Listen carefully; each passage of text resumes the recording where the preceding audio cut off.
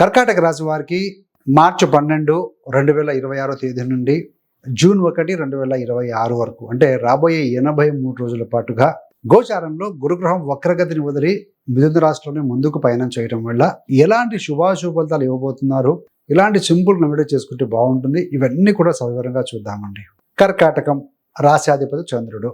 ఇది ఒక జలతత్వ రాశి. కర్కాటకంలో పునర్వసు 4వ పాదం, పుష్యమి 4 పాదాలు, ఆశ్లేషం 4 పాదాలు. సో మొత్తంగా 9 నక్షత్ర పాదాలు ఉంటాయండి.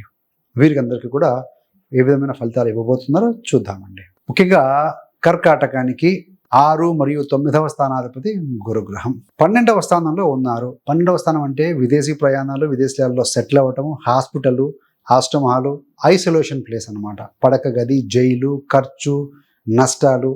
సో ఒక దిశలో వెళ్తున్న ఎనర్జీ లీక్ అవటం లాంటిది. అలాగే ఇంపార్టెంట్గా ముఖ్యంగా ఏంటంటే ఆధ్యాత్మికత, మోక్షము, ఇన్నర్ క్లెన్జింగ్ అని ఇవన్నీ కూడాను ఇండికేట్ చేస్తుంది. గురువు ఏంటి? దైవము, జ్ఞానము, గ్రాటిట్యూడ్. సో ఒక ధార్మికత, ఆధ్యాత్మికత ఈ గ్రహం అనమాట. సో అదేవిధంగా 12th అంటే ఖర్చులు, పుణ్య ఖర్చులు, విదేశీ అవకాశాలు, స్పిరిచువల్ గ్రోత్, కార్మిక్ క్లియరింగ్, ఇవన్నీ కూడా ఇచ్చేటువంటి గోచారం అని చెప్పవచ్చు.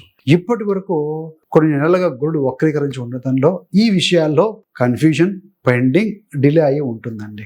ఇప్పుడు గురుడు డైరెక్ట్ అయిన తర్వాత ఆ ఎనర్జీ సజావుగా ముందుకు వెళ్తుంది అనే విషయం చెప్పడం అనమాట ఈ యొక్క వీడియో సారాంశం.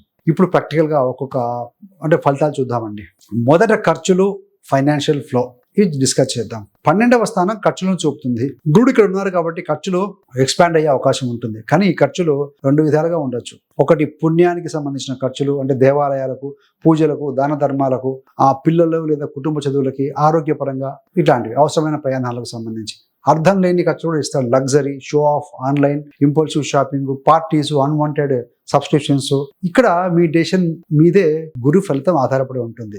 అది కాబట్టి జాగ్రత్తగా ఉండాలి. ఎక్కడైతే అవసరం ఉంటే ఆ ఖర్చు చోటనే పాజిటివ్ మీదనే పెట్టాలండి. సో ఖర్చు పెరిగితే ఏమవుతుంది? తర్వాత భారంగా అనిపిస్తుంది. ఇక విదేశ సంబంధాలు, ట్రావెల్. గురుగ్రహం 12వ స్థానంలో చాలా మందికి ఫారెన్ కి కనెక్ట్ అయ్యే స్థితి యాక్టివేట్ అవుతుంది. ఎవరికైనా సరే వీసా ప్రాసెస్ లో పెండింగ్ లో ఉందా, లేదంటే హైయర్ స్టడీస్ లో ఆర్ జాబ్ కోసం అప్లోడ్ అప్లై చేశారా, క్లోజ్ రిలేటివ్స్ విదేశాల్లో ఉన్నారా?